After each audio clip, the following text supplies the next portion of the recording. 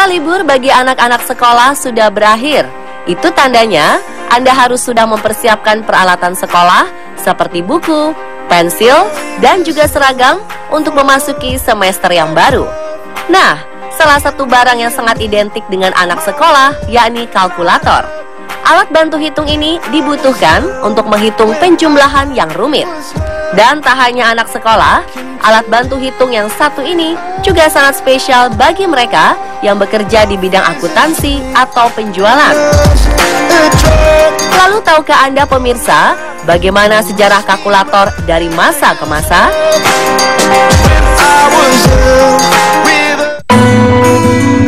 Sempoa. Ya, alat bantu hitung yang dibuat dari rangka kayu dengan sederetan poros berisi manik-manik yang bisa digeserkan ini sempat populer di Indonesia sebagai metode berhitung yang cukup efektif untuk diajarkan pada anak-anak. Lalu sejak kapan sempoa ini sudah ada? Asal-usulnya memang masih sulit untuk dilacak karena banyaknya alat hitung yang hampir mirip di berbagai kebudayaan dunia. Namun diperkirakan sempoa ini sudah ada di Babilonia dan Tiongkok sekitar tahun 2400 sebelum Masehi dan 300 sebelum Masehi. Dalam bahasa Inggris, sempoa lebih dikenal dengan nama abacus.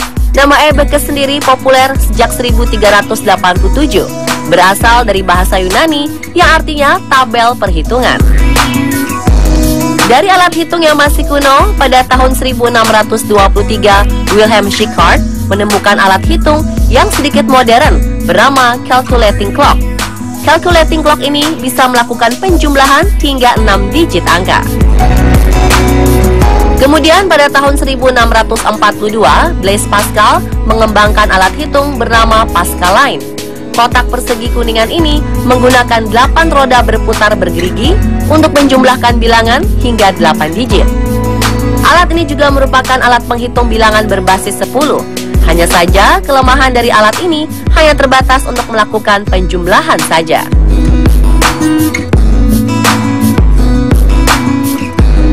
Beralih ke tahun 1773, seorang ahli bernama Philip Matthäus Hahn mengembangkan alat bantu hitung bernama Hahn kalkulator. Menurut penuturan Philip, Hahn kalkulator awalnya diciptakan untuk membantunya dalam menghitung parameter waktu dan planetarium. Walau diperkenalkan sejak tahun 1773, kalkulator ini baru didemonstrasikan pada tahun 1778 karena pengoperasiannya yang cukup sulit. Selanjutnya, pada tahun 1820, seorang ahli bernama Charles Xavier Thomas Delcamach menemukan sebuah alat hitung bernama aritmometer. Aritmometer ini merupakan kalkulator pertama yang dikomersilkan. Kalkulator aritmometer juga sudah bisa melakukan 4 operasi perhitungan seperti penambahan, pengurangan, perkalian, dan pembagian. Luar biasa ya pada masa itu. Tahun 1951, aritmometer kemudian diproduksi secara massal dan dijual ke seluruh dunia sejak tahun 1878 hingga 1887. Dan tahukah Anda, kalkulator ini juga digunakan sampai Perang Dunia I loh pemirsa. Coba perhatikan dengan seksama gambar berikut. Sekilas alat ini lebih terlihat seperti mesin tik ya daripada kalkulator. Faktanya, alat ini merupakan alat bantu hitung yang diproduksi pada tahun 1956 oleh Bell Punch Company bernama Anita. Anita merupakan kependekan dari A New Inspiration to Accounting atau A New Inspiration to Arithmetic. Dari nama itulah, alat ini diharapkan bisa menjadi sebuah inspirasi dalam perhitungan. Pada tahun 1961, Anita MK8 dirilis. Keluaran pertamanya terbuat dari 170 katoda tabung vakum. Jika penemuan-penemuan sebelumnya kalkulator masih berukuran besar, pada tahun 1967 terdapat sebuah penemuan alat bantu hitung berbentuk kecil. Alat ini bernama Caltech. Caltech merupakan alat hitung kecil pertama dan disebut-sebut menjadi cikal bakal dari bentuk kalkulator yang ada saat ini. Caltech pertama kali dikembangkan oleh Texas Instruments dan dirilis secara komersial pada tahun 1970. Berat kalkulator ini hanya 450 gram, jauh lebih kecil dan ringan jika dibandingkan dengan versi kalkulator sebelumnya. Caltech sendiri memiliki 18 tombol dengan tampilan yang mampu menampilkan hingga 12 digit angka. Tak kalah dari penemuan-penemuan sebelumnya, pada tahun 1971, kalkulator yang bisa dibawa kemana-mana dengan mudah ditemukan. Alat bentuk hitung ini bernama Busicom LE120 atau lebih populer dengan sebutan handy. Ini adalah kalkulator dengan layar LED 12 digit berwarna merah dan dijual untuk pertama kalinya pada Januari 1971 seharga $395 pada saat itu atau senilai 5 juta rupiah. Sangat mahal ya untuk sebuah kalkulator. Uniknya, kalkulator ini dilengkapi dengan gelang untuk dikaitkan di tangan agar tidak jatuh saat digunakan. 3 tahun setelah penemuan kalkulator portable, pada 1974, kalkulator pertama yang bisa diprogram dijual secara komersil dengan harga $795 atau senilai 10 juta rupiah.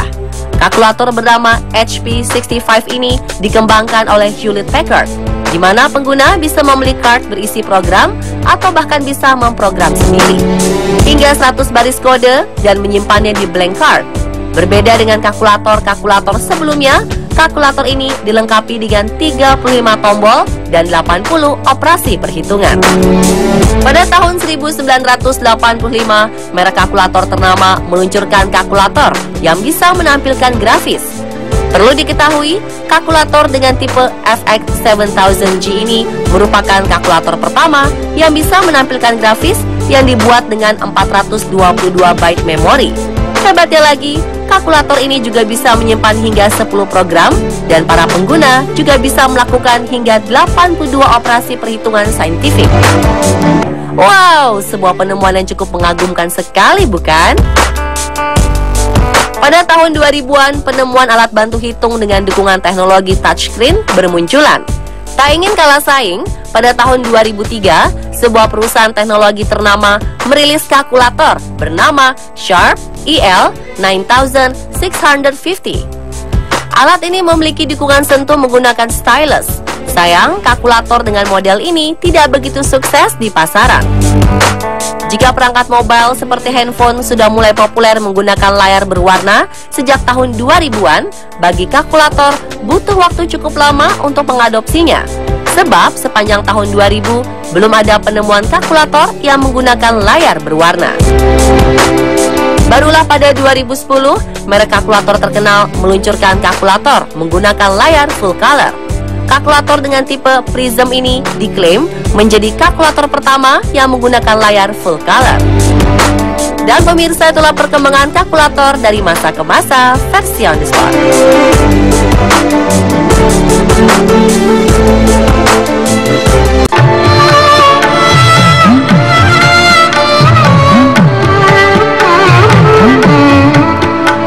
Taj Mahal, bangunan kebanggaan masyarakat India dan salah satu dari 7 keajaiban dunia ini menjadi simbol cinta Shah Jahan kepada istrinya Mumtaz Mahal.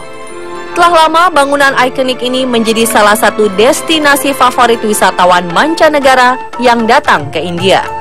Selain karena arsitekturnya, bangunan ini juga menyimpan banyak cerita yang masih menjadi misteri. Belakangan, para ahli sejarah mengungkapkan berbagai teori, spekulasi, dan fakta-fakta tersembunyi di balik pembuatan Taj Mahal. Seperti apa teori-teori dan misteri di balik bangunan megah ini?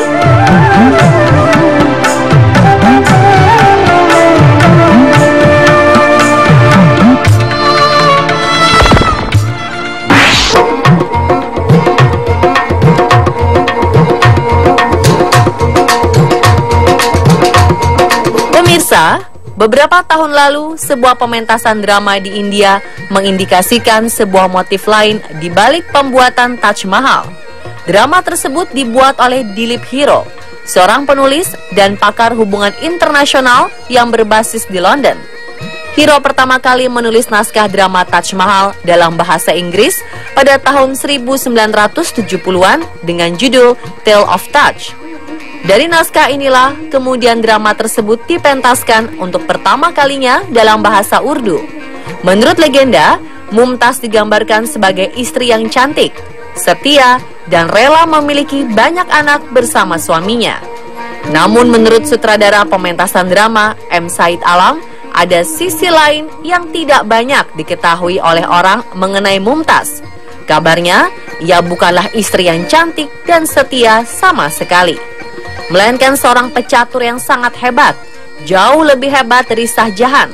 Selain itu, ia juga ambisius serta kejam. Dalam drama ini, Mumtaz meninggal di pelukan suaminya.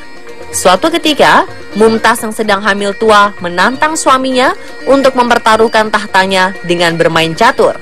Pada pertarungan itu, sang kaisar kalah. Mumtaz pun naik takhta. Namun kaisar tidak ingin tahtanya diberikan begitu saja dan merebut kembali kerajaannya. Pertengkaran memperebutkan tahta kerajaan berakhir dengan jatuhnya Mumtaz hingga meninggal saat melahirkan. Lantas, apakah meninggalnya Mumtaz hanya sebuah kecelakaan atau apakah ia didorong dengan sengaja?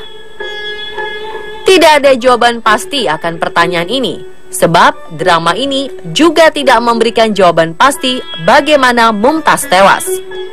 Penonton seakan diberikan kebebasan untuk mengira-ngira kenapa Mumtaz tewas. Namun di akhir drama tersebut, banyak penonton membawa satu kecurigaan, seperti dugaan yang menyebut bahwa Kaisar Shah Jahan berperan besar dalam kematian Mumtaz Mahal.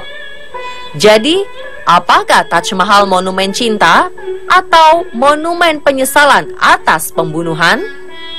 Misteri ini masih membaur bersama spekulasi-spekulasi lainnya.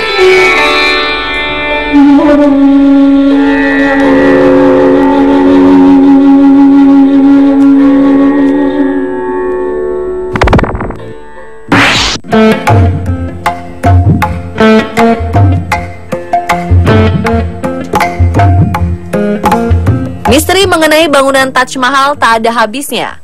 Selain spekulasi yang menyebutkan Taj Mahal dibangun bukan sebagai bukti tanda cinta, konon bangunan yang dibangun pada tahun 1632 ini juga memiliki mitos mengenai The Black Taj atau Taj Mahal versi hitam.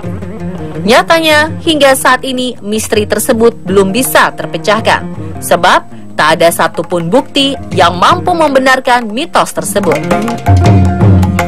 Hingga beberapa tahun lalu, sempat ada bukti kuat yang membenarkan mengenai mitos Taj Mahal hitam. Bukti tersebut berkaitan dengan penemuan reruntuhan kuno berusia 500 tahun yang ditemukan di taman seberang monumen cinta Taj Mahal. Para arkeolog menduga reruntuhan kuno ini adalah baradari istana, yakni sebuah pavilion dengan 12 pintu yang didesain untuk aliran udara. Para arkeolog juga berpendapat bahwa reruntuhan yang mirip balkon ini menguatkan dugaan bahwa Shah Jahan membangun tempat itu untuk menikmati pemandangan Taj Mahal sambil duduk di tepi sungai. Penemuan reruntuhan kuno berusia ratusan tahun tersebut dikait-kaitkan dengan mitos The Black Taj atau Taj Mahal versi hitam.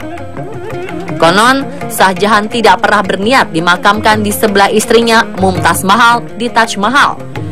Hal ini kemudian yang menguatkan fakta mengapa makam Shah Jahan menjadi satu-satunya detail yang tak simetris di Taj Mahal. Shah Jahan sebenarnya ingin membangun Taj Mahal lain sebagai tempat peristirahatan terakhirnya.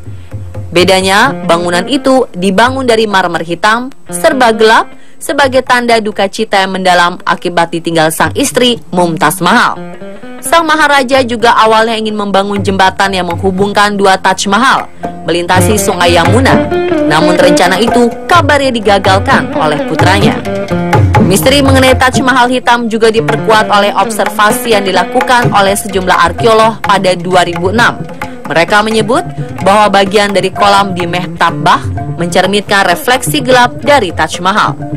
Namun lagi-lagi para arkeolog membantah klaim tersebut karena tak ada bukti sejarah yang kuat yang mampu membuktikan eksistensi dari Taj Mahal hitam.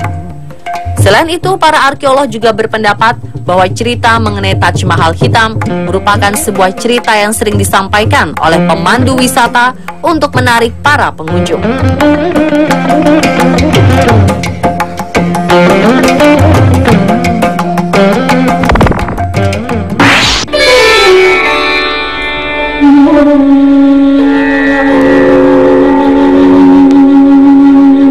Ketika para ahli sibuk mencari berbagai fakta dan teori untuk membongkar misteri tersembunyi dari Taj Mahal ternyata sedang menghadapi ancaman yang paling berbahaya, yakni degradasi lingkungan.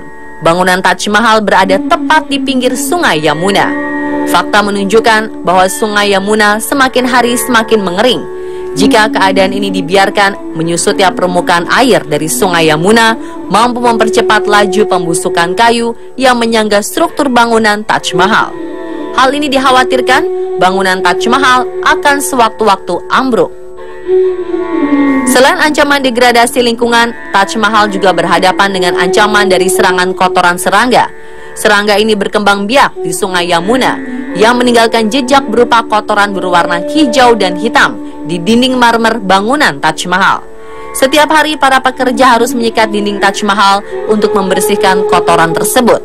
Namun dalam pembersihan tersebut juga menimbulkan resiko.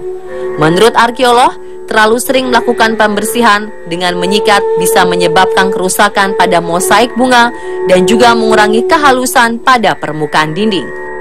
Hingga saat ini, pemerintah India masih berusaha dalam mencari solusi untuk menyelesaikan masalah akibat kotoran serangga jenis Goldie Shiramunus tersebut.